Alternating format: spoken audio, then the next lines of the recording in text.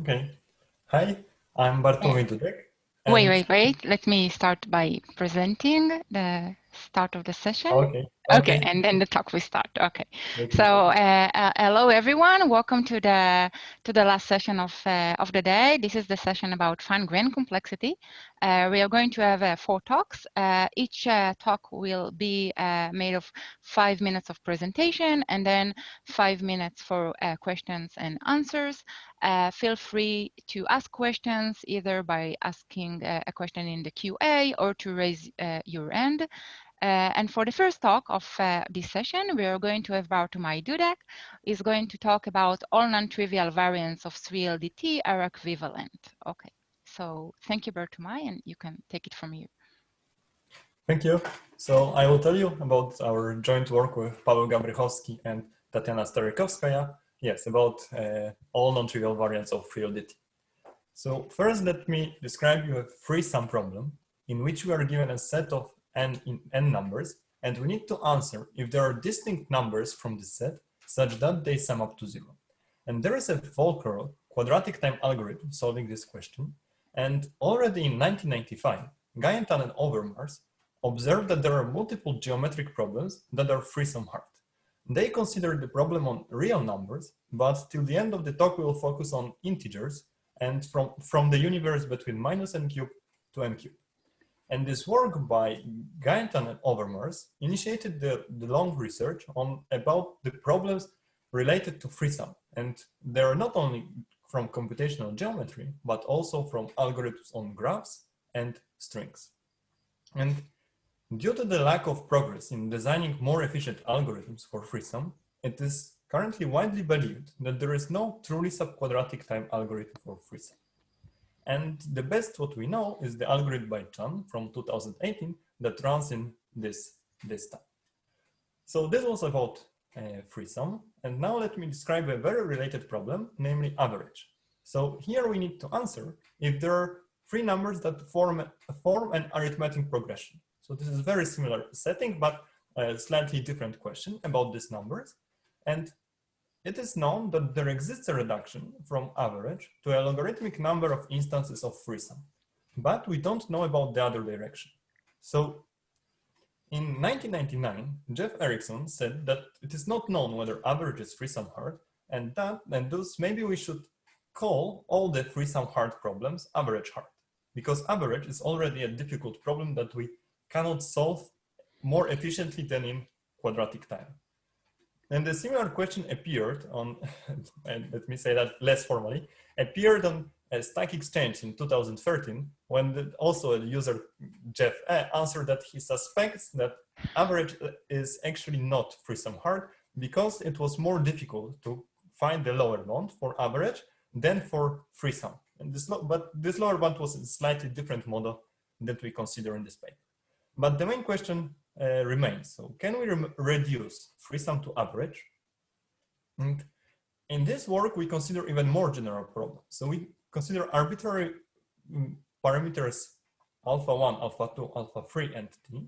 And the problem which asks if there are distinct numbers from a given set such that this linear combination sums up to t. And this is, we call it a 1-part-8 variant of 3LDT because we are given one set. And there is also a 3-part-8 variant in which we are given 3 sets, and we need to check if there are numbers such that first number comes from the first set, second from the second, and so on. So these are the possible variants of 3LDT. And first we observe that some of these variants are trivial, because if any of the coefficients alpha is 0, then the property that we check on these numbers is not on 3, but actually it's on 2 numbers.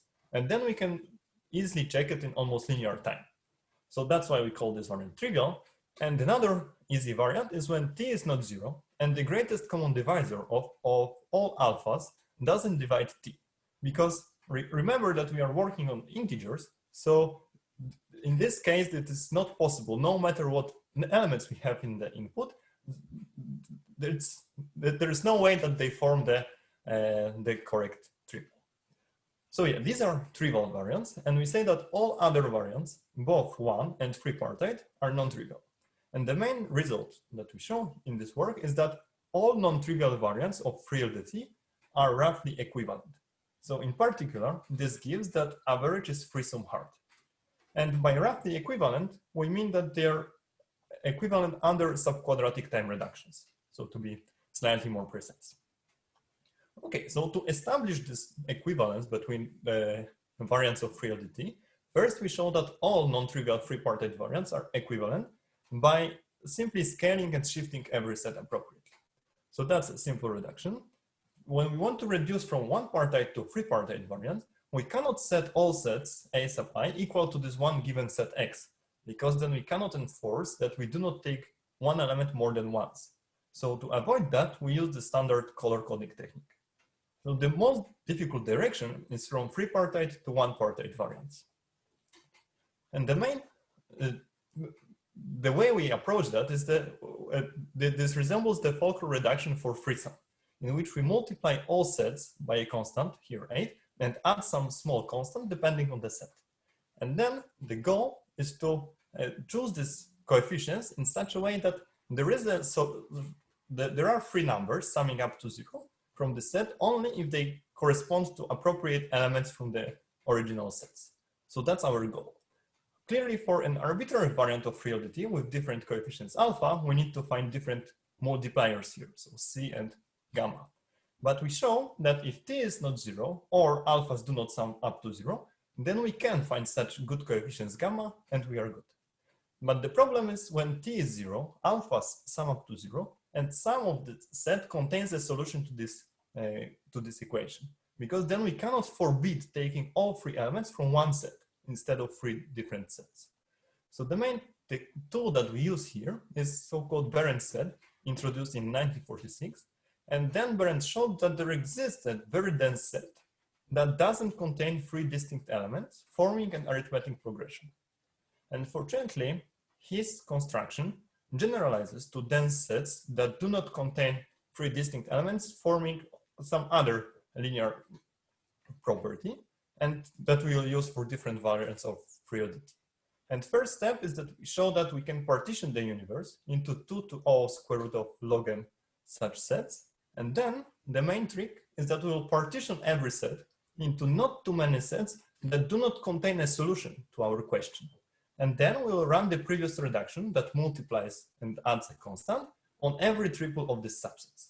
And this gives us 2 to O square root of log n free-partite instances. And with a careful implementation, we obtain a subquadratic reduction. So yes, that's it, how it works. And these are the short links for paper and full version of the talk. So thank you. Okay, thank you, Bartomai. Are there any questions? Someone want to raise their hands and ask something, Bartomai?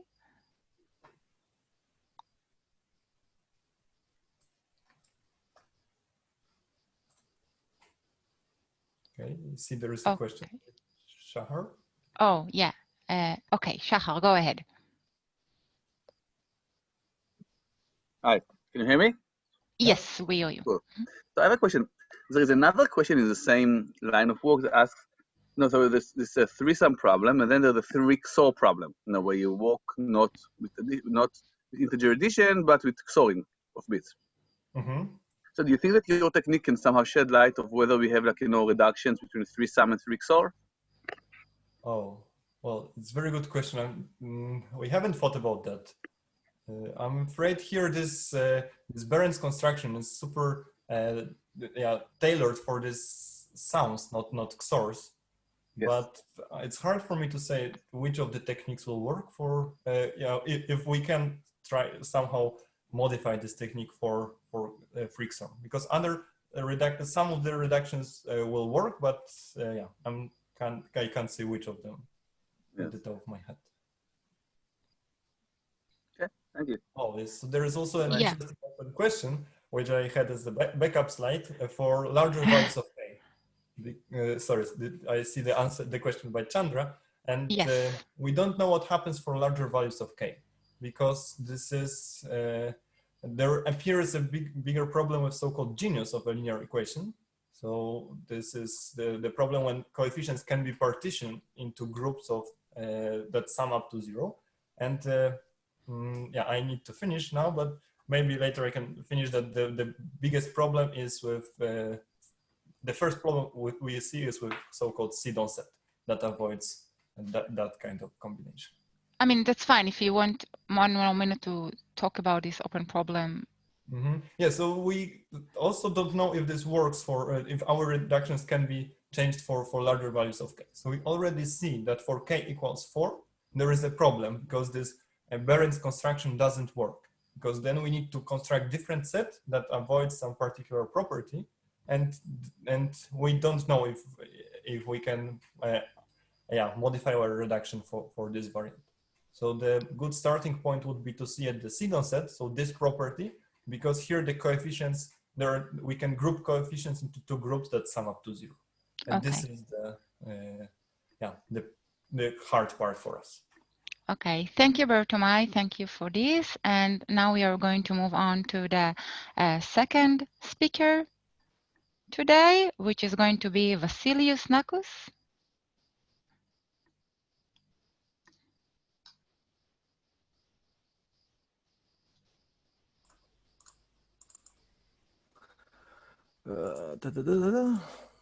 Okay. Can everyone see me? Yeah. Should I go? Should I start? Yeah, I can give you a introduction. Oh, Yeah, yeah. so the second speaker is Vasilius, and he's going to talk about top K convolution and the quest for near linear output sensitive subset sum. Thank you. Okay. Thanks, joined Wall with Carl Brigman. We started when I was at Harvard. Now I'm his postdoc. And let's see what's going on here. Okay, subset sum, everyone knows it, I guess. Set X of n positive integers. Oh, yeah. And the target T, we want to compute whether there exists a subset of X which sums up to T. Okay. Bellman's algorithm runs in time n times T. And then we have some improvements in the latest years. Kiliers and Xu in SODA 17, deterministic square root n times T time, and Brinkman, SODA 17, n plus T time, up to log factors. And then there was simplification by Wen-Chin, SOSA 19. This algorithm of Carl is optimal unless it fails. And the question, is this the end of the story? Not really. I'll show. And what we observe, our starting point is essentially Bellman's algorithm. And we say the following, okay, look, take this set S of X comma T to be the set of all attainable subset sums smaller than T. And then Bellman's algorithm runs in time n times the cardinality of the set. And what you can observe, this is actually what Bellman's algorithm computes, not computers, while looking for T, while searching whether T is attainable. Okay, so now we have two incomparable running times. One is n times, let me call it size of the output in terms of subset sum, and the other is linear T, near linear T. So depending on n, the number of attainable subset sums smaller than T and T, this is still incomparable. And so the question we ask, can we get the best of everything actually? Can we produce essentially all attainable subset sums smaller than T in time near linear to its size? This would be essentially the golden rule of subset sum in terms of all these parameters. And we phrase this question as output sensitive subset sum. Okay, good. And now here's another problem called top K convolution, title of the paper. You're given two polynomials of G of degree D, positive coefficients, find the K smallest monomials in the product. Okay, now why this is interesting, assuming that the fact that we encode in our everyday life many things with polynomials, this sounds like an interesting question, first of all, and first fast Fourier transform solve this in a d log d time, and we would be interested to solve it essentially in k times log d or k times poly log d time would be essentially the best thing I could hope for. For example, if the two polynomials are sparse, then you could do much better than fast Fourier transform. Okay, and now what's the missing link between these two problems that appear in the title of this paper? The missing link is something we call prefix restricted subset computation, PRSC from now on. Given two sets A and B, compute A plus B cap intersect with U. Note that A plus B in principle could have elements much larger than U. So we're interested only in the part that falls inside U. And the fact this is a special case of top K convolution, and there's a reduction from output sensitive subset sum to this problem.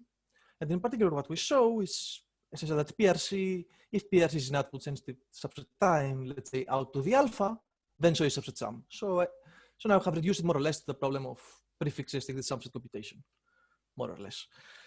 Okay, now let's see, I have I think 2 minutes left. And I think what's our main algorithmic result? Let me focus on PRSC, prefix restricted subset computation, although it everything works also for top K convolution. So let's consider the size of the output, what we essentially care about. We want an output sensitive algorithm for the problem. We can solve this problem in time out to the 4/3, which implies that subset sum can be solved essentially again in time up to log factors in T size of the output to the 4/3. And what are the main ingredients? We have two ingredients for that.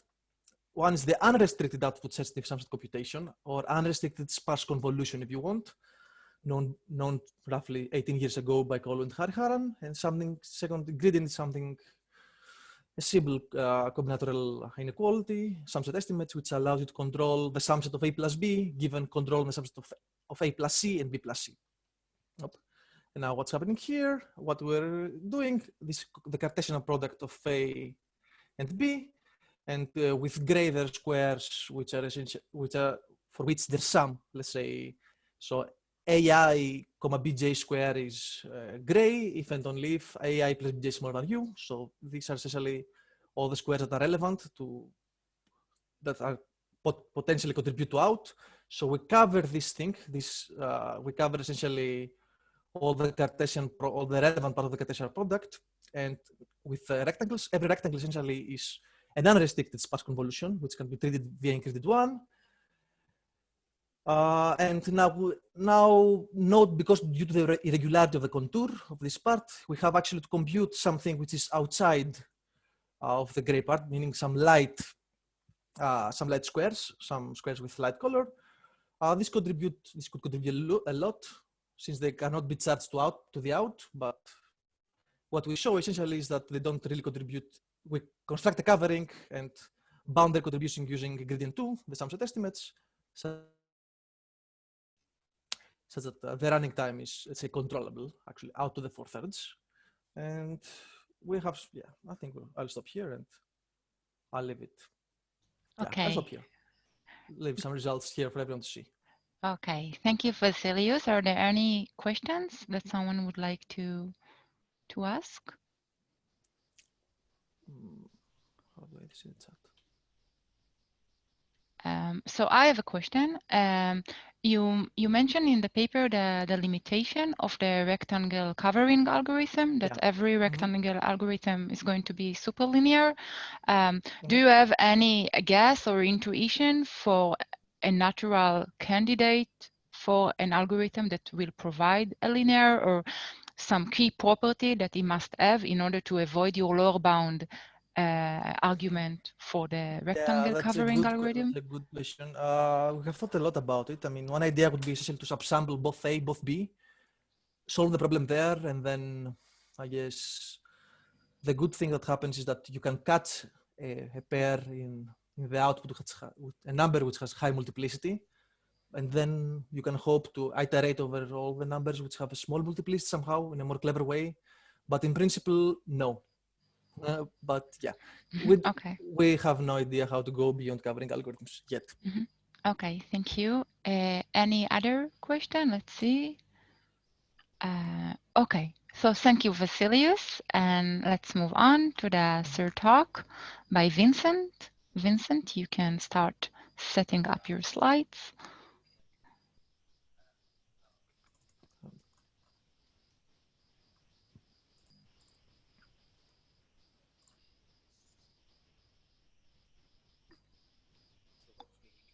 Good. So the third talk today is going to be by Vincent Coinadad. He's going to tell us about new hardness result for planar graph problems in P and algorithms for sparse cut. Okay, Vincent, the stage is yours. Okay, thanks a lot, Merav, and hi everyone. Thanks a lot for joining online to this talk. So this is a joint work with Amir from IBM Almaden and Phil from Brown University. And this paper is this paper is a little bit resurrecting some problem that has received a lot of attention in the early 90s. And then I don't know, maybe people thought it was finished or something, I don't know. And then people stopped looking at it, but it's actually very, it's cute, and I think it's exactly at the boundary of what we know how to do in planar graph.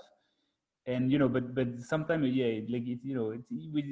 to go beyond that the current boundary, I think it's good to look at this problem. So okay, so now that's the very high level statement. So let me try to be a bit more concrete. So okay, actually, okay, let me try to. Okay, good. So the uniform sparseness cut is it's a very classic problem. I'm sure many of you already know the definition, but you get an edge-weighted planar graph. There is a variant with node weights, but let's not worry about that right now. So you have an edge-weighted planar graph. Vincent, just in order to see your slides in a perfect manner, can you just put aside Zoom tabs? Okay, oh, yeah, perfect. Okay. Thank you. One second. Yeah. Now it's good. Yeah. Okay. Good. Yeah. Now it's perfect. So exactly. Yeah. So the input is this edge-weighted planar graph, and you want to find a cut, basically. You want to find a set of vertices such that if you look at the cut that is on one side you have this set of vertices, and on the right you have the rest of the graph. Then you minimize the ratio of the weight of the edges in the cut divided by the product of the two sides. It's a very natural problem, very famous, I'm sure. The uniform here means that we divide just by the product of the two sides. There are more complicated variant of the non-uniform version of the problem, which is more complicated, which is in fact NP hard in planar graph. But the beauty of this problem is that it's very hard in general graph. Like we have all this work on trying to get better than square root log n, better than log n, and so on. And for planar graph, it turns out it's very cute, and it's in fact polytime. So it's one of these problems that becomes very easy on planar graph. Okay, so in fact, so and at the time in the 90s, the motivation I think was looking at image segmentation. I have seen some people still using these things in image segmentation, but I guess now people are just using the neural net. So what can you do? But it turns out that also this like subrouting for this problem are used for example in the multi-way cut approximation scheme of Batteny et al. So it's a pretty interesting problem. Okay, so as I said, there's this square root log n in n squared time, by Aroha, 2 papers from Aroha et al. And in planar, so exactly. So what happened in planar is that there is this n-cube algorithm from the early 90s by Park and Phillips, which is very cute. And maybe if time permits, I'm just gonna review it very quickly. And then there was a other one approximation by Rao in n squared time. And if you really want to get it fast, you can get a log n approx in near linear time. Yeah, but all these results came from the 90s. And since then, no progress on that stuff. Okay, so of course, what you can say that okay, in planar graph we know that things are much easier, right? So you can many of the classic problems in P you can get them like in subquadratic time in planar graph, and in fact there are not that many examples of non-artificial problem or like kind of classic problem for which you would have a n squared fine grained low bound in planar graph. And so the question that we started is like, is the uniform sparseness cut one of these problems that, like, as I said, there is this n-cube algorithm, but, can we go faster than n-cube or is like, can we even beat n squared? And that was the starting of this work. Okay.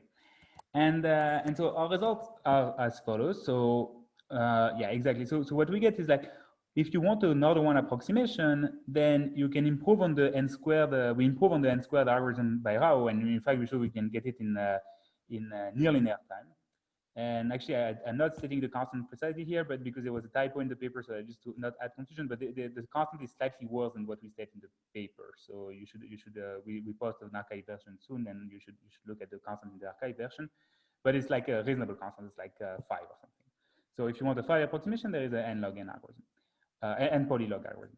And if you want an exact algorithm, then what we show in this paper is that you can get a slight improvement over the Park and Phillips algorithm, the n-cube Park and Phillips algorithm. You can get n to 2.5, which is very easy and not that interesting, but that's not the main point. The main point is that, in fact, you can show that you can't go below n squared.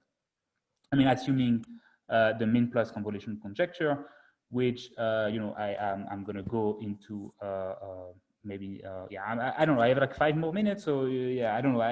I thought that, you know, I can either dive into the harness lower bound a little bit to give more details. But you know, if you have questions, just feel free to ask also and to interrupt a little bit to make this a bit more interactive, because, you know, I don't know exactly what you guys want. Okay, so good. So let me try to give you a little bit overview of the beauty of the problem. So there is this structural insight on planar uniform sparse sketch, which tells you that if you take your planar graph and you look at the optimum solution, it's actually a simple cycle in the dual graph. And so you have your planar graph. If you look at the dual graph, right, you replace the faces by vertices, you put an edge if the two faces are adjacent. You know, it's going to be a simple cycle in this dual graph. And so, in fact, this simple structural insight makes the problem very, like, you know, appealing, because now what you are, in fact, you can work in this dual graph, and, you know, what you are looking for in this dual graph is a cycle that is a bi-criteria cycle, if you wish, in the sense that you want to, your cost for the cycle that you are looking for is minimizing the length of the cycle, which are the edges in the cut, divided by the number of the faces enclosed by the cycle, and times the number of the faces outside of the cycle, not enclosed by the cycle. And so this makes the, you know, problem kind of cute, right? You are finding a cycle and you want to cut as few as possible, so you get things balanced. So there's like this tension in between the two. You want to find something that is small, but that, you know, enclose many inside and outside. That's what you want. And so there's this min plus convolution, which is maybe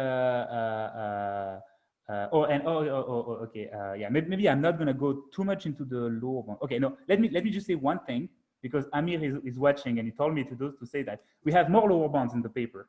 So I missed that, but now that I see that Amir is watching, so I should say that. So we have more lower bounds. We have lower bounds for hierarchical clustering algorithms. So we can show interesting lower bounds for kind of nearest neighbors problem in graph, where you have like terminals and nearest neighbors in some sense.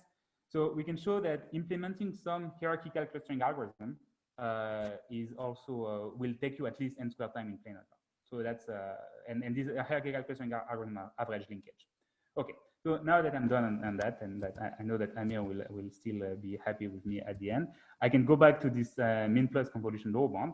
And so in the min plus convolution, you have these 3 sequences of positive integers, A, B, C, and you want to verify that for all k, there is no pair ij such that I plus j equals k, and ai plus bj is smaller than k, ck. And the condition is that there's no n to the 2 minus epsilon for that.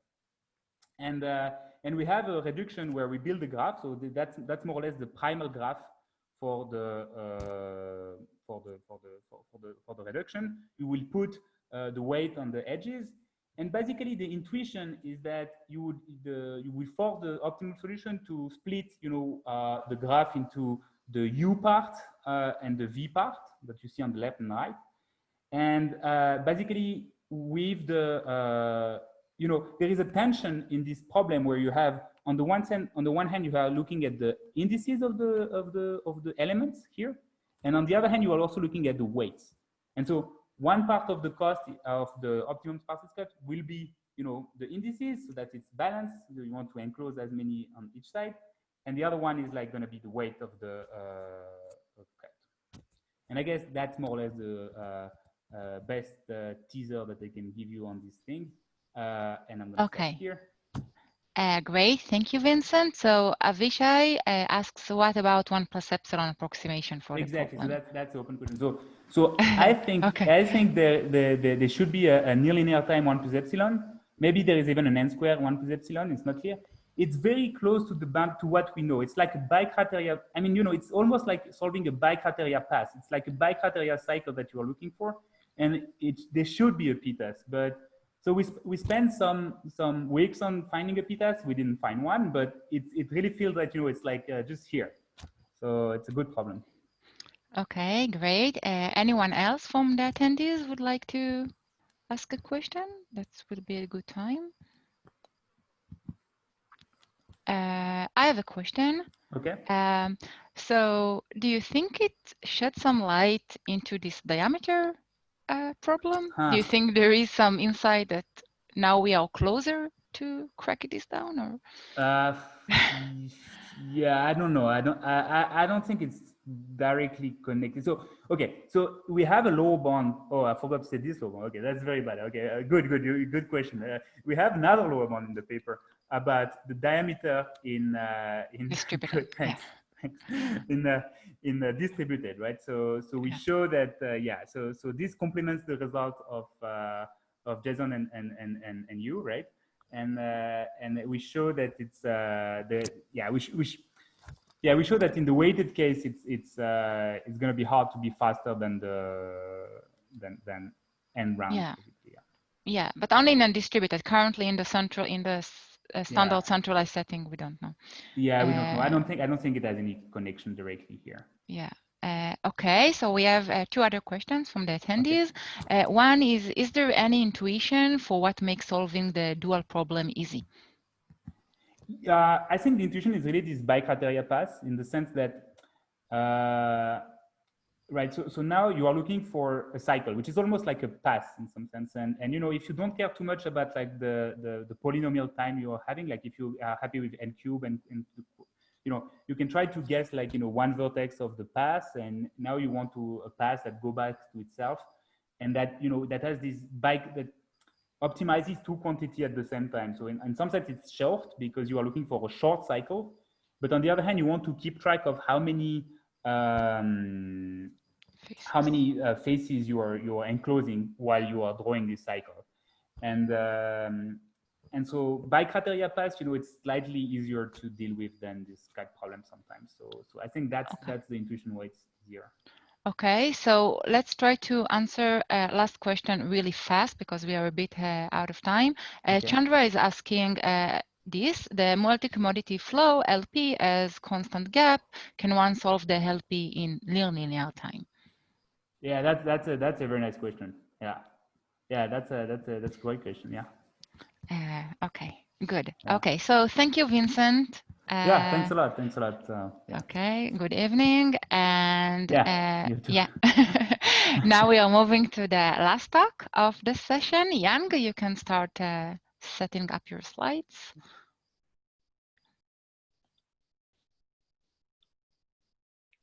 Okay, good. So welcome everyone to the last talk of the session. Yang is going to tell us about the constant grid approximation for directed graphs in subquadratic time. Go ahead, Yang. Thank you. Hi everyone, I'm Yang, and I'm going to be talking about approximation algorithms for the girth in directed graphs. This is joint work with Shiri, Omer, and Aaron. So to start, I'm just going to remind everyone what the girth of a directed graph is. So in a directed graph, there's we're going to say there's n vertices, m edges, and every edge has a positive length. And the girth is the minimum length cycle in this graph. So for example, this graph has a girth of 4, and it's shown there.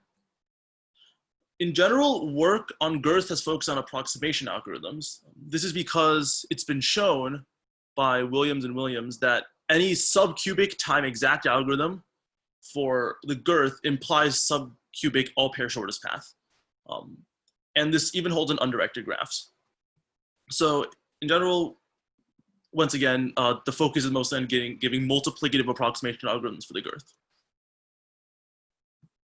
So I'm just gonna briefly discuss the previous work on girth approximation. So in undirected graphs, a lot is known. Kind of the best results are something like you can get a 2k minus 1 girth approximation in time m n to the 1 over k. This is like related to spanners and related. On the other hand, in directed graphs, an exact algorithm for the girth you can do in time n just by running Dijkstra's algorithm from every vertex. But it was not known until recently whether you can get any sort of approximation guarantees. In 2018, it was shown that you can get a k log n approximation in m n to the 1 over k time. So this is a log n factor off of what is known in undirected graphs. In particular, it's not a constant. It depends on the number of vertices. So what we show in this work is that you can give a constant for the girth that runs in sub-quadratic time, which is like kind of the first non-trivial algorithm that gives a constant girth approximation. Also, we show that you can get a k log k approximation in time m n to the 1 over k. Kind of putting this together, basically we can give a constant girth approximation algorithm that has exponent arbitrarily close to 1, very much like the case in undirected graphs. So now let me very briefly talk about our techniques. So kind of our first algorithm was to give a 3 approximation in m root n time. At a high level, what we do is we sample root n vertices from the graph, and we run Dijkstra from all of them to get shortest paths. Then, given that distance information, we find a way to reduce the amount of searching we need to do from every other vertex in the graph down to only root n vertices. Like we either find a short cycle within that search, or we can like confirm that there's no short cycle. Another algorithm is we give a deterministic algorithm that gets a k log n approximation in mn to the 1 over k time, which is very simple. Basically what this algorithm does is it just grows shortest path balls from every vertex, but it does a very, well, it picks the cutting condition very carefully, and then recurses on the cut pieces. And if you do this very carefully, you get a log n factor over the k factor that you would get in undirected graphs. And finally, we show that there's a way to combine both these algorithms, which are very different, and get a k log k approximation. As for what there's still to do, I think the main thing is, can you get something like a 2k girth approximation mn to the 1 over k time in directed graphs? Another question which I like, which is slightly unrelated, but a problem that you can maybe think about towards this direction is based off the log n approximation. The question basically is, given a directed graph G with m edges and no cycle of length log n over epsilon, is it true that we can remove epsilon m edges from the graph G and get a directed acyclic graph? Kind of like a property testing distance from acyclicity problem. Basically the same technique for the, or like a similar version of the technique of the k log n approximation was is in a paper of Seymour from 1995, where he shows that it's true for log n over epsilon length. So kind of closing that last log n, I think, might answer all these questions in a very clean way. Additionally, I think the log n is related to like approximation algorithms for minimum feedback arcset.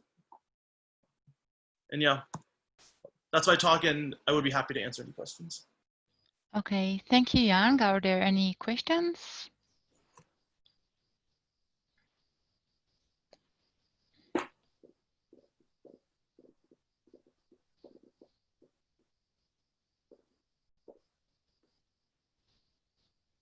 Okay, so this is actually the last, so thank you, Yang. I think no questions. And this is the last talk of the session. I invite you all to talk with the speakers in an informal, off-the-record way, if you wish, where you can actually raise your hands and you'll get promoted into panelists and we can just discuss. Okay, thank you all. And thank you for all the speakers of this session.